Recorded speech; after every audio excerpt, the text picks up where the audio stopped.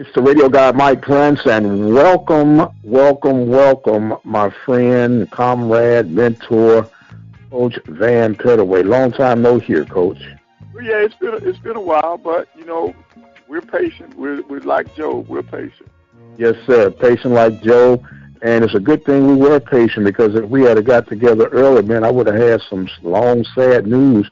But as of late, my Panthers been looking up, in particular on the men's side of things, man. What's your analysis of this first half as we get ready for the second half of conference play? Well, I think that, in my opinion, that was the biggest surprise for me. Prairie View, I had them picked toward the top, and for them to stumble coming out of the gate, with the COVID and that kind of thing, I think it set them back. But they seem to be they seem to be back on track now. So I expect them to Coach Smith to have them ready and playing hard going down the stretch. Yes, sir. Now, of course, when you mentioned the COVID issues and concerns, they have worked their way through that, and they seem to be hitting their stride as we get to this second half of play. Are there any other teams from the men's division that have surprised you in that first half of play, Coach? Right, Alcorn State, yes. Alcorn State is one of the surprise teams to me because of their success. I did not pick Alcorn to be ready. Coach Bussey has them playing some great basketball, and he's getting it done on the defensive end of the floor. I had a chance to watch them a couple of times this year, and I'm really impressed with his defensive schemes and how they get after people. And then the disappointment for me this year is Jackson State. I thought that coming into the preseason, I had them picked in my top four, and they stumbled coming out of the gate. But right now they're on a 4-game winning streak, so that means that Coach Brent has them moving in the right direction because this is when you want to start playing your best basketball to get ready for the tournament. So they're back on schedule, and I look forward to a great run for the second half of this conference schedule. With Southern leading the men, and Texas Southern and Alcorn tied for second. FAMU and Grambling, they're tied for third. You've got about 6 teams that are right there together. No one has taken this race and just ran away with it like in the past 3 or 4 years. We've always had at least one, no more than 2 teams that were battling for that top spot. But it's going to be tight going down the stretch. Southern, after coming off the Texas swing, they're still my favorite because they have gone through the top teams already. So it's going to be very interesting. It's going to be very interesting on the men's side. Yes, sir. Well, with Prairie View's big win over Grambling, that was more of a must-win for Prairie View to defeat Grambling on Monday night and gave them a little bit closer. And my prayers and wishes was just qualify for the tournament because you can get something in. And not making any excuses for Coach Smith and the Panthers, but when you've done it 3 times in a row, it gets pretty hard to stay on top. But if you can somehow linger around to make it to the tournament, you can do some damage and create a lot of creative matchups when you get to tournament play. Yeah, that is true. That is true. And then on the women's side, wow, Jackson State. We knew who they were when the season started. They're those women are flexing their muscles. 13-0, nobody's even been close to them. So that race, after next weekend, I think that race is over with. I don't think anybody will be able to catch them because I don't see on the floor any team in this league that's going to stop Jackson State in terms of winning the title. I don't see them losing 3 games to give up their first place spot. COVID could rear its ugly head and put them in a bind, but that's only for 1 week or 1 weekend.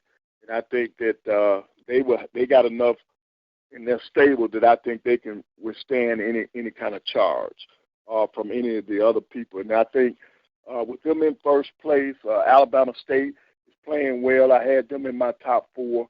And then, of course, your Prairie View Panthers are coming along. They're on a 4-game winning streak.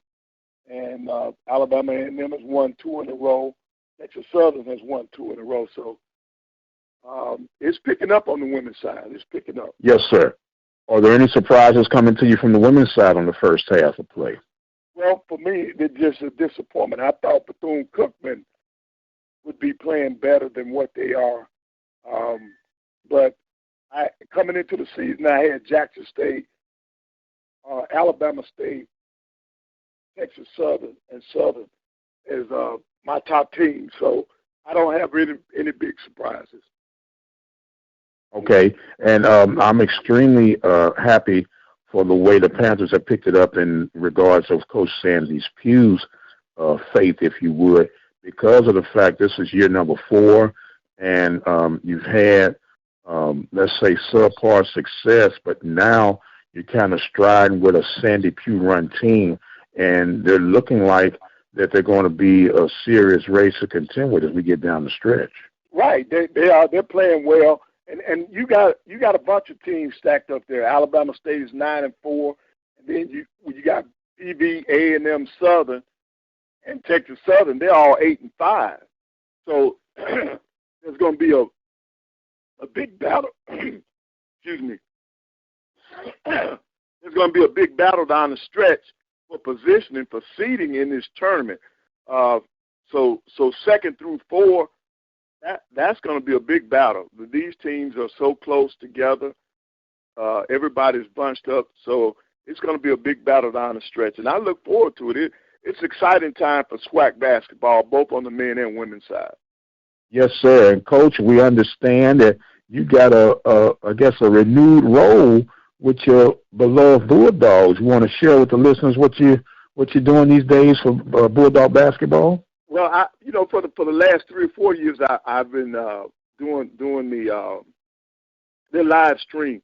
I took last year off because of the COVID. I was too afraid to go up there. The opportunity was there, but I just told them no. I was going to sit it out. So I sat out last year, and with the COVID settling down here some in Alabama, I decided that I would go back up there. So I've had fun with it. I enjoy seeing the different coaches come in. I know everybody in the league except for, Coach Bozeman, who came in there last night from Arkansas Pine Bluff. But all the other coaches, I'm very familiar with them for through the years, for either as a head coach or on the SWAC Digital Network, that I've had the opportunity to meet everybody. So, it's just like old times for me.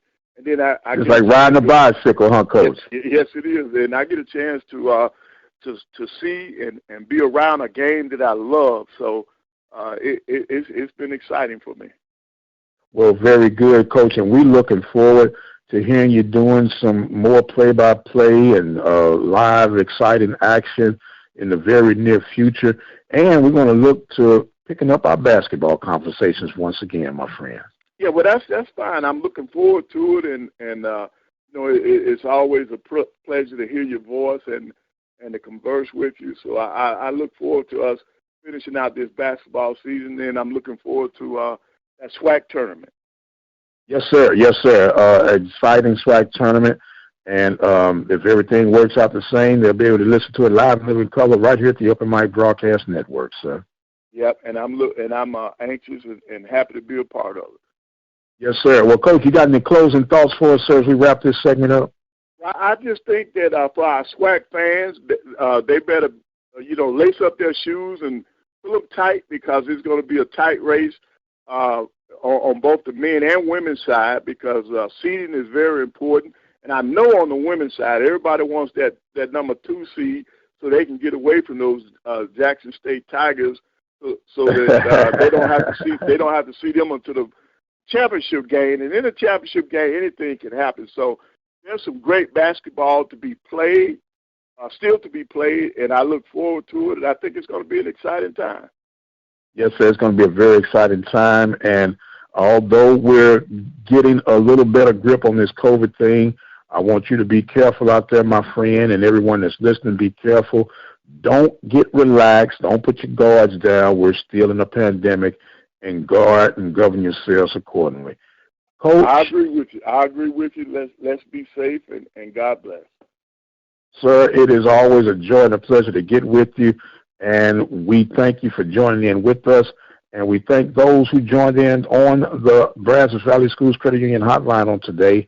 He is Coach Van Pettaway. I am the radio guy, Dr. Mike Prince, and you guys be blessed. We'll see you on the other side.